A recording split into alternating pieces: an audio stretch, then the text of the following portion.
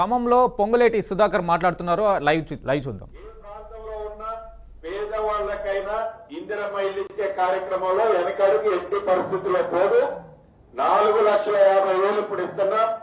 ఇది నిరంతరం ఇచ్చే కార్యక్రమం అనేది తప్పకుండా అధికారులు గ్రౌండ్ తీసుకోవాలి.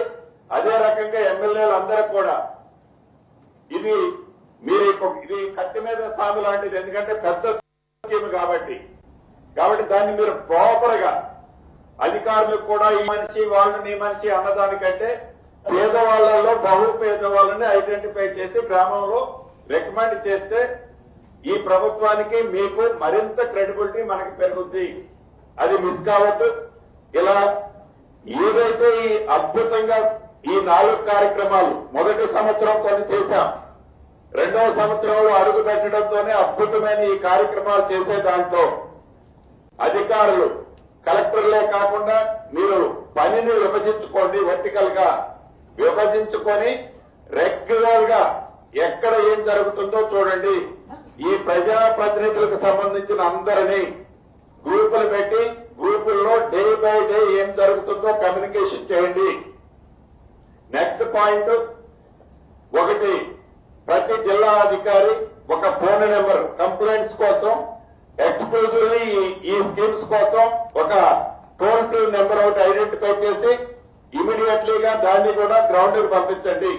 ఎక్కడైనా ఇబ్బంది ఉండి, ఎక్కడైనా మిస్ అయ్యి, ఎక్కడైనా ఓవర్లకు కాబోలేని వాళ్ళు ఉంటే తప్పకుండా ఈ ప్రభుత్వం అటువంటి వాళ్ళని కక్షపూరితంగా ఎవరిని డ్రాప్ చేయదు, ఈ స్కీమ్ అందకుండా చేయదు అనేది ప్రాపర్ గా అధికారులు గ్రౌండ్ కు తీసుకెళ్లాలి. చివరగా చెప్పదలుచుకున్నది ఒక్కటే, ఈ ప్రభుత్వం యొక్క ఆలోచన ఎంతమందిని మీరు తగ్గిస్తారన్నది ముఖ్య ఉద్దేశం కాదు. ఈ సర్వేల ఉద్దేశము ఎంతమంది యోగ్యత లేని వాళ్ళకి, ఎలిజిబుల్ లేని వాళ్ళని తగ్గించాలన్నదే ఈ ప్రభుత్వం యొక్క ఆలోచన అనేది మీ మైండ్ లో పెట్టుకొని ఇది నిరంతరము ఈ 4 స్కీములు జరుగుతున్నదనేది మీరు మైక్ పట్టుకోవడం ఫస్ట్ చెప్పాల్సిన వర్డ్ అది.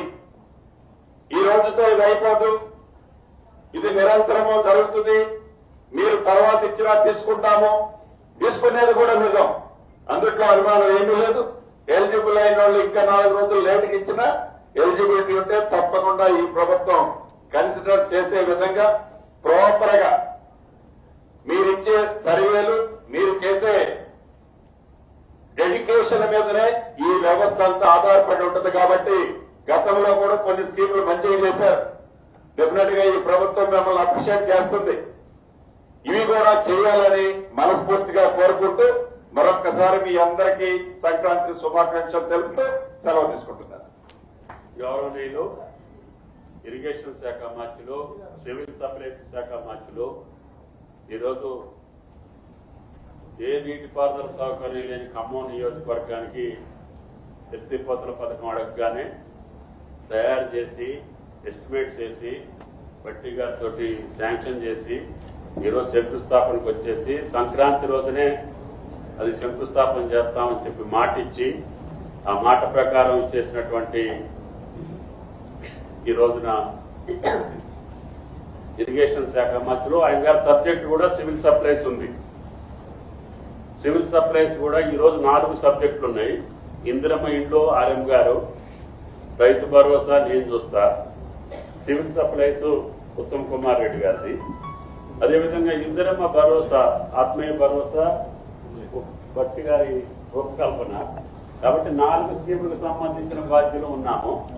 కాబట్టి నేను రిక్వెస్ట్ చేశా, సార్ శంకుస్థాపనకు వస్తున్నారు కదా, మీ సబ్జెక్టు కూడా రివ్యూ మీటింగ్ లో ఉంటే మంచిది అంటే పెద్ద మనసుతో ఇచ్చేసిన ఉత్తమ్ కుమార్ రెడ్డి గారిని సందేశం ఇవ్వాల్సిందిగా.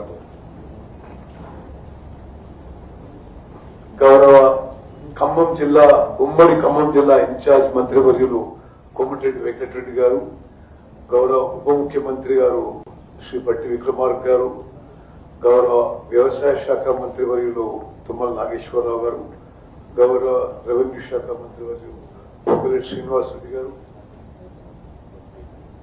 గౌరవ పార్లమెంట్ సభ్యులు, శాసన సభ్యులు, గౌరవ జిల్లా కలెక్టర్లు, ఎస్పీలు, అధికారులందరికీ నమస్కారం.